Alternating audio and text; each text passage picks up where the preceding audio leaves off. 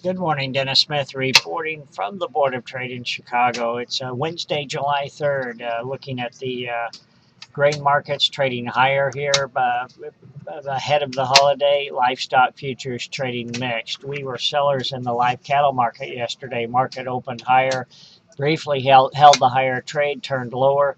We're doing some selling in futures. We're doing some option strategies, and it's designed for both the spec trade as well as the hedging customers.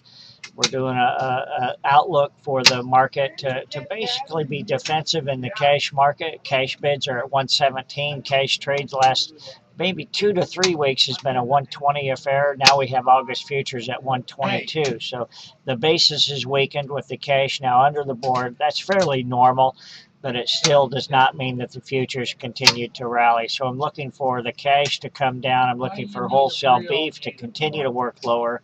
It's my opinion at this time of the year we're going to have fairly adequate fed cattle supplies, say for the next 30, 40 days.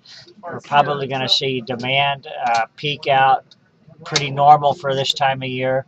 We're going to see this wholesale beef market work down away from this $200 mark, probably down toward 190 in order to stimulate domestic demand. Export demand's been real good recently, but there's also a chance that export demand could fade off a little bit, and that would further pressure the wholesale beef market.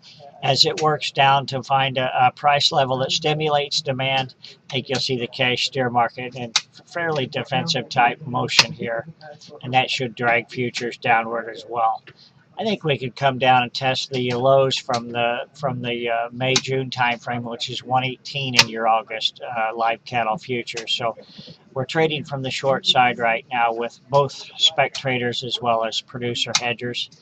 Opinions are my opinions alone. They are not the opinions of ADM Investor Services, nor are they the opinions of Archer Financial Services.